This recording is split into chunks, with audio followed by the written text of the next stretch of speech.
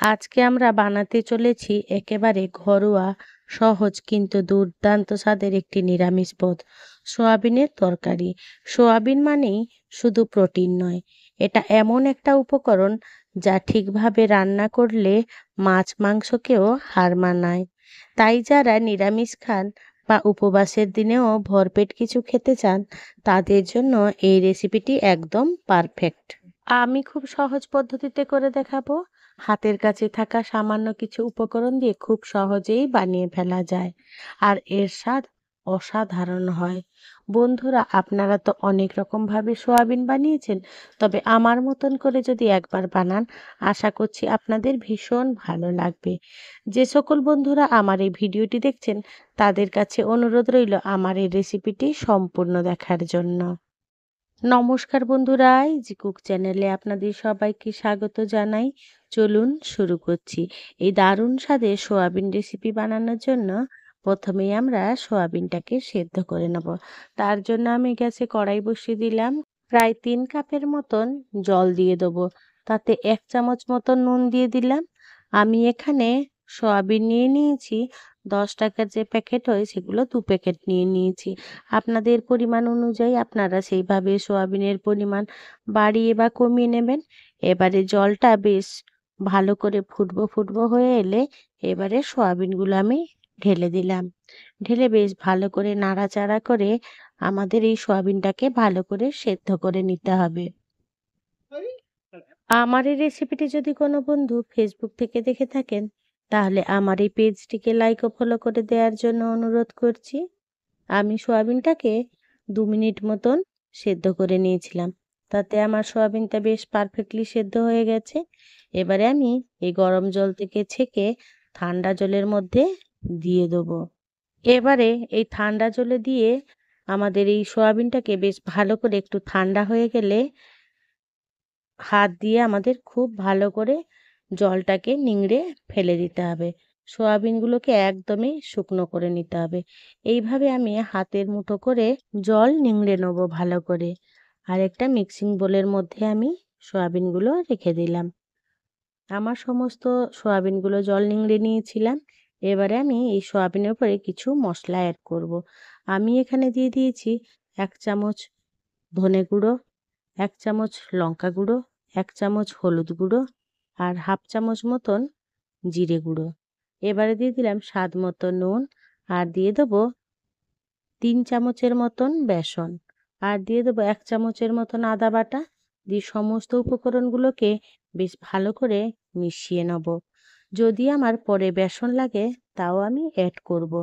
তো বন্ধুরা, সাথে থাকুন, দেখতে থাকুন।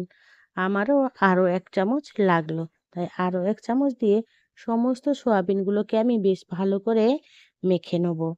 এইভাবে যদি মেখে সোয়াবিন রান্না করেন, তাহলে দুপুরবেলা ভাতের সাথে কিংবা রাতে রুটির সাথে দুর্দান্ত লাগে, আর মাছ মাংসেরও দরকার হয় না। এইভাবে অবশ্যই একবার আপনারা বানিয়ে দেখবেন। কথা বলতে বলতে আমার সমস্ত সোয়াবিনগুলো বেশ মশলাগুলোর সাথে ম্যারিনেট করে নিলাম। এবারে এই মাখা সোয়াবিনগুলোকে সাইডে রেখে দিলাম। এবারে মূল রান্নার জন্য গ্যাসের কাছে চলে এলাম। গ্যাসে কড়াই বসিয়ে দিলাম। কড়াইটা বেশ গরম হয়ে গেলে তাতে আমি 3 টেবিল স্পুনের মতন রিফাইন্ড অয়েল দিয়ে দিলাম। তেলটা বেশ ভালো করে গরম হয়ে গেলে এই মেখে রাখা সোয়াবিনগুলো একটু আলাদা আলাদা করে আমাদের ছেড়ে দিতে হবে।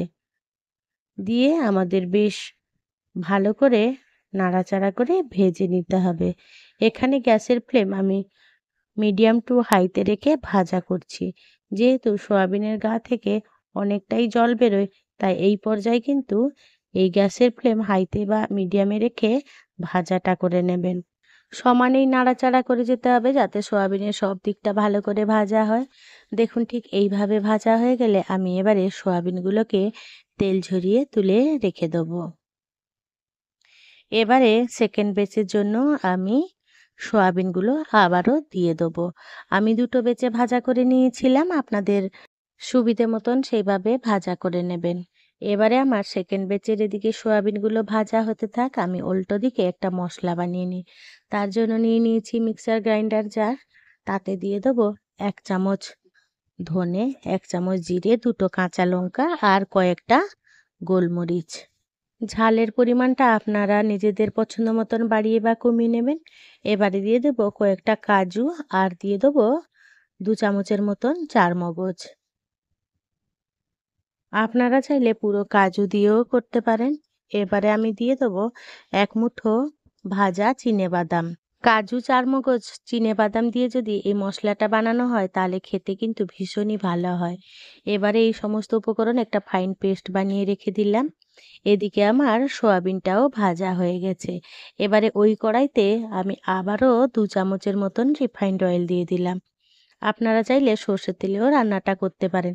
তেলটা বেশ ভালো করে গরম হয়ে গেলে ফোড়নে দিয়ে দেবো 1 চামচ জিরে, সামান্য একটু হিং, লবঙ্গ, দারচিনি, শুকনো লঙ্কা আর এলাচ। এই ফোড়ন থেকে যখন একটা সুন্দর মিষ্টি গন্ধ বেরোবে, আমি আগে থেকে 2টো টমেটো কেটে নিয়েছিলাম। টমেটোগুলো এরকম স্লাইস করে নিয়েছিলাম। টমেটোর স্লাইসগুলো দিয়ে দিলাম। টমেটোগুলোকে 2-1 বার নাড়াচাড়া করে নিয়ে তেলের সাথে একটু মিশিয়ে নেব। এবারে আমি এখানে দিয়ে দেবো তরকারির স্বাদ মতো নুন। সয়াবিনে আগে নুন দিয়েছিলাম, সেই নুনটা মাথায় রেখে কিন্তু নুনটা দেবেন।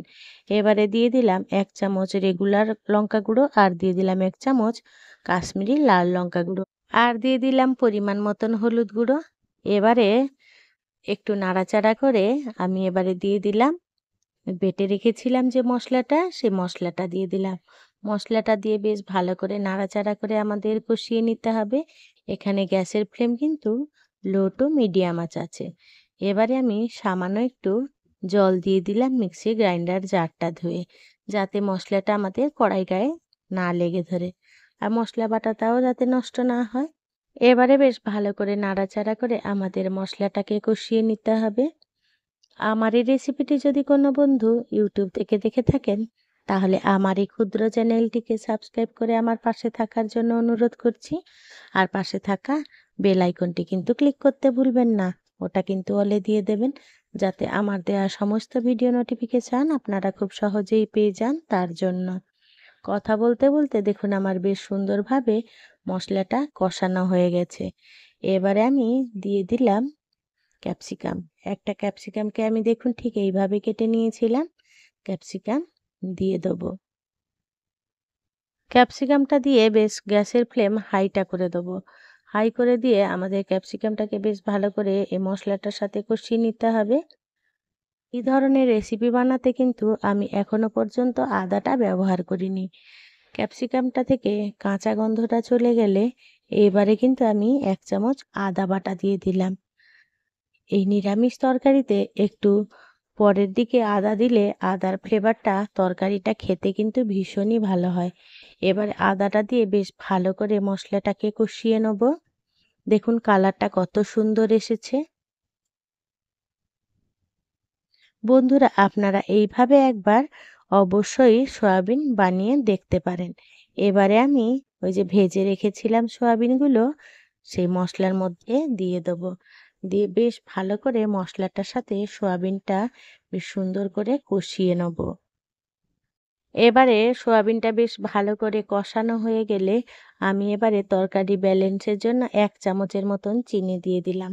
যেহেতু আমাদের এটা নিরামিষ তরকারি তাই একটু চিনি দিলে তরকারি ব্যালেন্সটা খুব ভালো হয়। আর যে কোনো তরকারিতে সামান্য একটু চিনি দিলে তরকারিটা খেতে ভীষণই ভালো হয়। দেখুন এবারে আমার সুন্দর করে সয়াবিনটা বেশ ভালো করে কষানো হয়ে গেছে। দেখুন কতটা সুন্দর লোভনীয় হয়েছে। এইভাবে সয়াবিন কষাও আপনারা পরিবেশন করতে পারেন।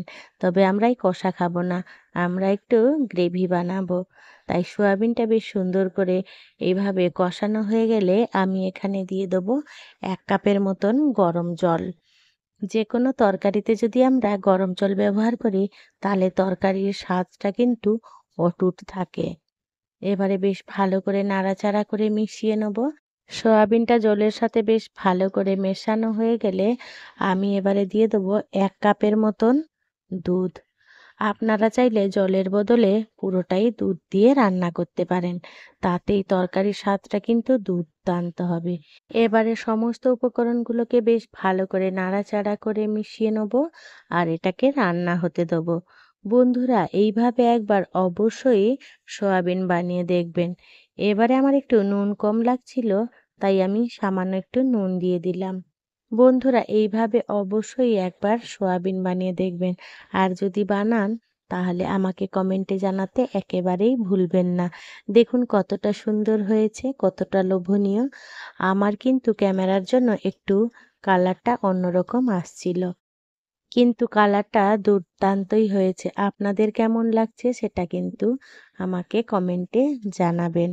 বন্ধুরা আজকে আমার এই রেসিপিটি আপনাদের কেমন লাগলো সেটা কিন্তু কমেন্টে জানাতে একেবারেই ভুলবেন না। যদি কোনো অংশে একটুও ভালো লেগে থাকে তাহলে ছোট্ট একটা লাইক করে দেবেন। আপনাদের এই ছোট্ট ছোট্ট লাইক আমাকে অনেক ইন্সপায়ার করে নিত্য নতুন রেসিপি বানানোর জন্য। আর যদি খুব বেশি ভালো লেগে থাকে তাহলে বন্ধুবান্ধব কিংবা প্রিয়জনদের সাথে শেয়ার করে তাদেরও দেখার সুযোগ করে দেবেন। এবারে আমি হাফ চামচ মতন গরম মশলা গুঁড়ো দিয়ে দিয়েছিলাম আর দিয়ে দিলাম 2টো কাঁচা লঙ্কা যাতে দেখতে ভালো লাগে। এবারে এরকম গরম গরম ভাত, রুটি, ফ্রাইড রাইস আপনাদের যে কোনো কিছুর সাথে আপনারা দিনে কিংবা রাতে পরিবেশন করতে পারেন। যে সকল বন্ধুরা আপনাদের মহামূল্যবান সময় দিয়ে আমার এই রেসিপিটি দেখলেন তাদেরকে জানাই অসংখ্য অসংখ্য ধন্যবাদ। আপনারা ভালো থাকবেন, সুস্থ থাকবেন। দেখা হবে পরের কোনো নিত্য নতুন রেসিপিতে।